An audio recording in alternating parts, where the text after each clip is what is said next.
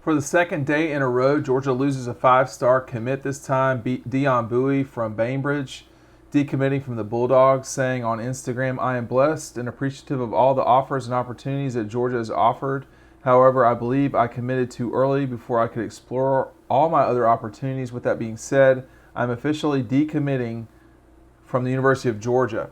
So this is 2 days in a row for the Dogs losing five-star guys, and that puts them down, this is very quick math off the top of my head, to 10 commits in the 2022 class, a class that had jumped out to number one in the consensus rankings, and now are probably falling backwards, or are certainly falling backwards. So the Dogs losing back-to-back five-star players in a 24-hour period.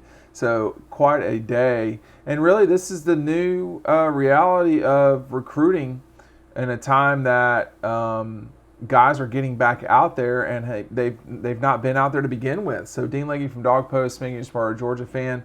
Back to back though, you're looking at guys who've gone to Texas A&M and have decommitted to Georgia. So they've gone, they've been committed to Georgia, and then they go to Texas A&M and they decommit. Well, is there something going on there as it relates to A&M surging, or is this, hey, it's not that big of a deal?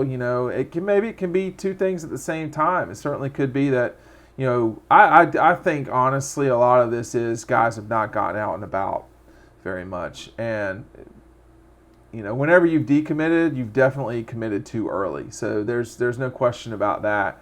I think Dion's got that part right.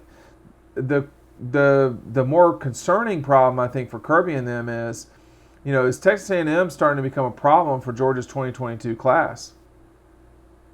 Or is this, coincidence? Bear Alexander is going to be tough to get to come to Georgia because he's from Texas and, et cetera. Dion Bowie, that's a different ballgame. It's a guy from Kirby's hometown. So you've got some work to do on that front. But I think the other reality is we are extremely early in this thing still in June.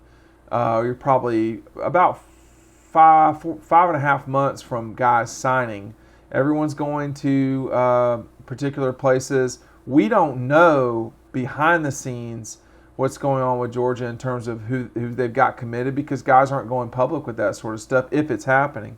But there's no question. Look, this is not a good 24, whatever you want to call it, 48 hours for Georgia when you're losing back-to-back five-star guys. If you don't want to dismiss it too much, because then you fall into a trap of, hey, you're not being honest or authentic when you're saying it's not that big of a deal. It is a big deal. I think it has to be in context, though. When you start talking about the fact that everybody's getting out there now and you're in June, that's the part to me that I think is going to take some time to kind of get through.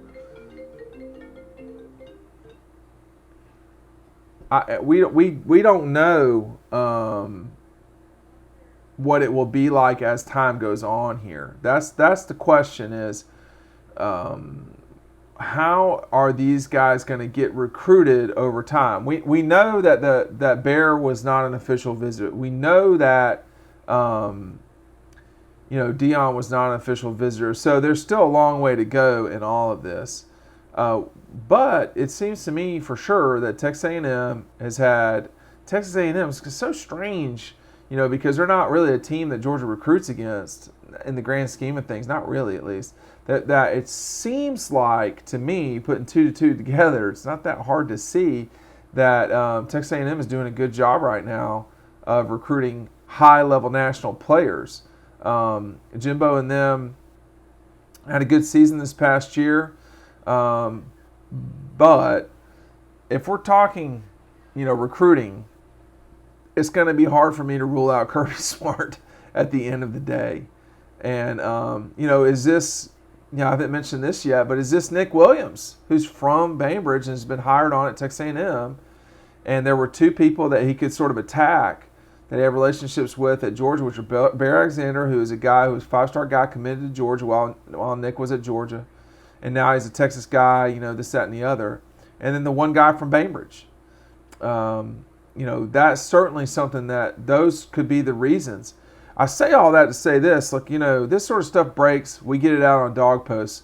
We figure out how and why these things are happening. It doesn't take a long time. I believe, Dion when he says I committed too early. I think that's pretty clear. I don't think Gunnar Stockton committed too early to Georgia. I think necessarily he didn't commit too early to South Carolina. Something changed. So what's happening now? I think it's that these guys are getting out there into the new world of college football recruiting post-pandemic, and everybody's got something to sell. And Texas A&M is a very impressive place. It's June. It's early. We got a long way to go here, and let's just see how everything stacks up. But not a good 24-hour period for Georgia. Back-to-back days where guys, who had been committed and were five-star guys backed away from Kirby Smart and the Georgia Bulldogs. You don't want that, and you don't want that to continue. I know, though, like y'all do, if you're watching this, that Kirby usually has something cooked up. Because someone has not pulled the trigger with you or they backed away, you got to remember now, too, in this world, just a week ago today, recruiting is never going to end anymore. There are no loyalties to schools anymore. So a guy could sign with Georgia and transfer to Texas A&M or vice versa. That's another thing to keep in mind, is that this recruiting process is not just during high school anymore. It's post-high school. It's after guys play for the other schools. That's the craziness of all of this. We have entered a new section of the vortex, and it's challenging. So, I can't explain all of these things. I don't know everything on all of this stuff, but it's not been a great 24 hours for Georgia. It seems to be that there's a lot of momentum going for Texas A&M with these two players at least, or certainly with Bear, which we've been talking about over at Dog Post a lot. But this is the new world, and I think that guys haven't gotten out, and so that's one reason why this is so complicated. And, we're going to have to see. I mean, we're a long way from the season, let alone signing day. About 5.5 months to signing day from now. Or it's almost exactly six months and a little bit to signing day. So my math's a little bit off there. But make sure you're tuning into Dog Post every single day. We love everybody that's watching. And I would encourage you to go to the site, sign up for the Insider newsletter. We'll see you over at dogpost.com, DAWGPOST.com. Thanks for watching. We'll see you on the website.